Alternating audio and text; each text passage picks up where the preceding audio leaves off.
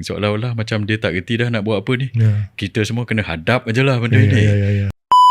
Kerajaan sekarang ini tak jaga, saya tak nampak mereka jaga kepentingan rakyat. In fact, bila krisis ekonomi ni jadi, daripada PMO pegawai pengarah PMO, penasihat ekonomi penasihat ekonomi kata apa bang? Dia kata rakyat tak sedia. Nak kelihatan seolah-olah rakyat Malaysia tak bersedia nak hadapi this crisis, the impending crisis yang akan datang. Satu, dia push the ball to the rakyat.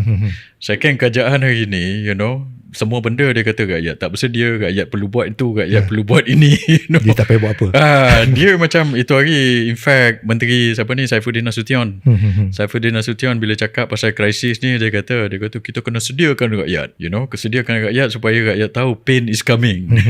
So, to me, this is the first time in history kita ada pemimpin yang bila ada krisis, dia tolak kepada rakyat, dia suruh kita bersedia. Dia macam, bila dia cakap macam tu, bila dia kata pain is coming, seolah-olah macam dia tak reti dah nak buat apa ni. Kita semua kena hadap je lah benda ni. So this is not the kind of government or the kind of leaders we need in crisis. Tak boleh. Kalau ada krisis, kebanyakan orang rakyat kita defer to pemimpin kita. Untuk lead and untuk bagi kita solution nak buat apa. Correct. Bukannya bagi tahu kita, korang semua ni kena hadap. Kan, pain is coming. Bersedia lah. Kau kena ready lah. So kalau macam tu, tak payah ada pemimpin. Bila saya tengok, bila dia cakap, penasihat ekonomi dia bercakap, dia kata get ready to face the pain. Dia tahu dah yang B40 ni memang face the pain even without the pain coming. Dia sedar tak yang orang ni dah memang in pain, orang kata yang B40 ni, and then kau cakap dia orang more pain is coming, and you're not even thinking. Saya selalu cakap, bila kita cakap all this macro economy, dia forgot one thing tau. Bila you tarik subsidi, bila cost naik apa semua, orang yang M40 dengan T20 ni, dia boleh transfer cost. Saya as a consumer, as a wage earner, I nak transfer where do I transfer my cost? You're right, you're absolutely right.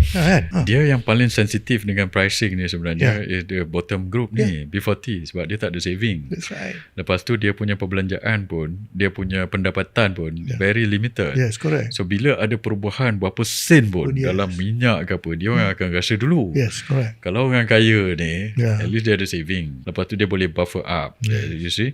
So dia boleh ada flexibility untuk transfer. You're right. Kalau orang miskin B40, dia nak transfer ke mana? Cost, correct. You absorb lah fully. Correct. Lepas tu bila kita tanya kerajaan hari ni, dia kata kita kena mengubah cara hidup, adapt kan, tukar cara hidup sebagai rakyat. Kalau saya kadang kebanyakan rakyat, daripada kita tukar cara hidup kita, baik kita tukar dia. Baik kita tukar dia.